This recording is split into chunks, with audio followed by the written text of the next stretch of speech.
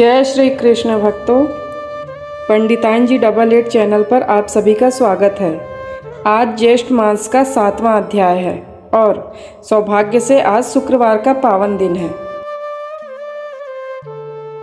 भक्तों, शुक्रवार माता लक्ष्मी को समर्पित है, इसलिए आज की कथा का श्रवण आपके घर में सुख समृद्धि लेकर आएगा।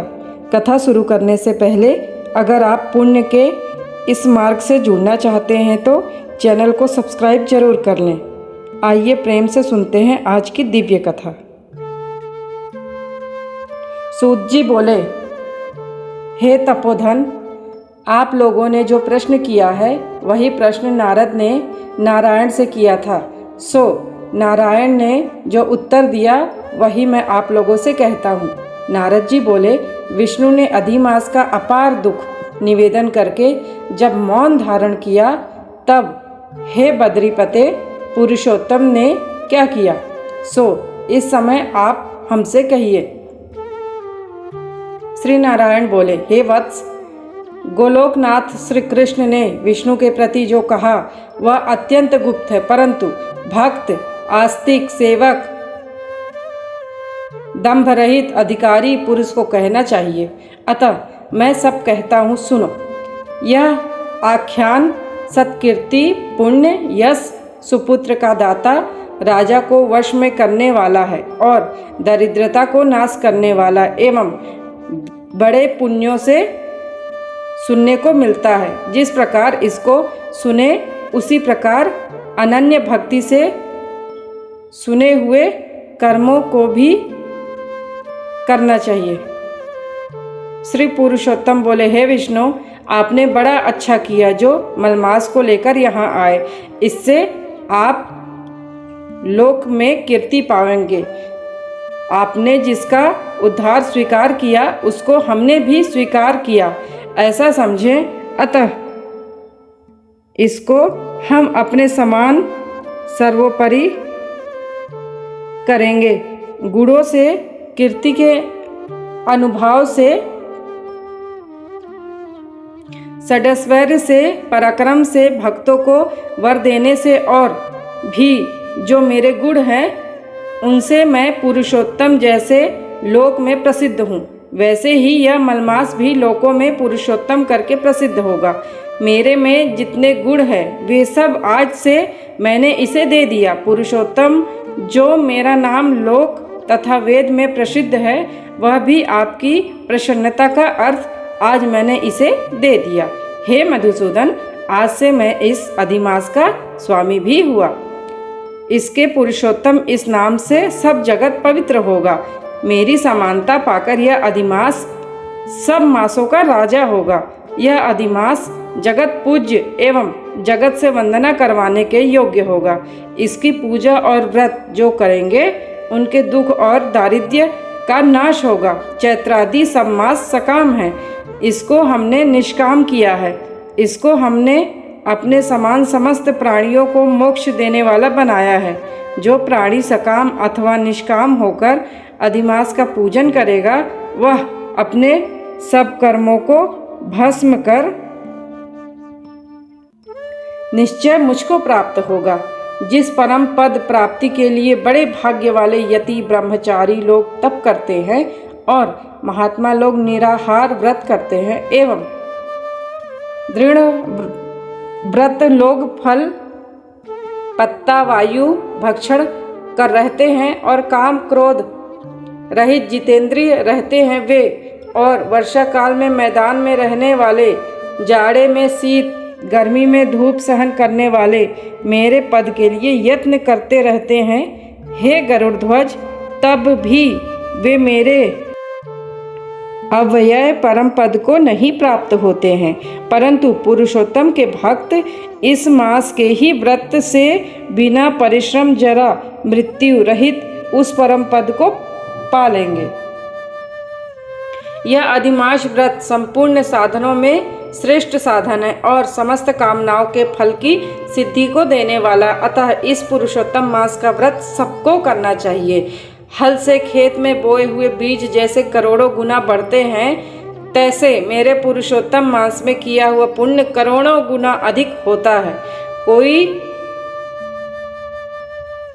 चातुर्मास्यादि यज्ञ करने से स्वर्ग में जाते हैं, वह भी भोगों को भोग कर पृथ्वी पर आते हैं। परंतु जो पुरुष आदर से विधि पूर्वक अधिमास का व्रत करता है, वह अपने समस्त कुल का उद्धार कर मेरे में मिल जाता है, इसमें संशय नहीं है। मुझे प्राप्त होकर प्राणी पुनः जन्म मृत्यु भय से युक्त एवं आदि व्याधि और जरा से ग्रस्त संसार में फिर नहीं आता, जहाँ जाकर फिर पतन नहीं होता, सो मेरा परम धाम है। ऐसा जो वेदों का वचन है वह सत्य है, असत्य कैसे हो सकता है। यह अधिमास और इसका स्वामी मैं ही हूँ और मैंने ही इसे बनाया है, और पुरुषोत्तम यह जो मेरा नाम है सो भी मैंने इसे दे दिया है। अतः इसके भक्तों की मुझे दिन रात चिंता बनी रहती है। उसके भक्तों की मन कामनाओं को पूर्ण मुझे ही करना पड़ता है। कभी कभी मेरे भक्तों का अपराध भी गणना में आ जाता है, परंतु पुरुषोत्तम मांस के भक्तों का अपराध मैं कभी नहीं गिनता। हे विष्णु, मेरे आराधना से मेरे भक्तों की आराधना करना मुझे प्रिय है। मेरे भक्तों की कामना पूर्ण करने में मुझे कभी देर भी हो जाती है, किंतु मेरे मांस के जो भक्त हैं उनकी कामना पूर्ण करने में मुझे कभी भी विलंब नहीं होता। मेरे मांस के जो भक्त हैं वे मेरे अत्यंत प्रिय हैं। जो मनुष्य इस अधिमास में जब दान नहीं करते हैं वे महामूर्ख हैं, और जो पुण्य कर्म रहित प्राणी स्नान भी नहीं करते एवं देवता तीर्थ द्विजों से द्वेष करते हैं, वे दुष्ट अभागी और दूसरे के भाग्य से जीवन चलने वाले होते हैं। जिस प्रकार खरगोश के सींग कदापि नहीं होते, वैसे ही अधिमास में स्नानादि न करने वालों को स्वप्न में भी सुख प्राप्त नहीं होता है। जो मूर्ख मेरे प्रिय मलमास का निरादर करते हैं और मलमास में धर्माचरण नहीं करते, वे सर्वदा नरकगामी होते हैं।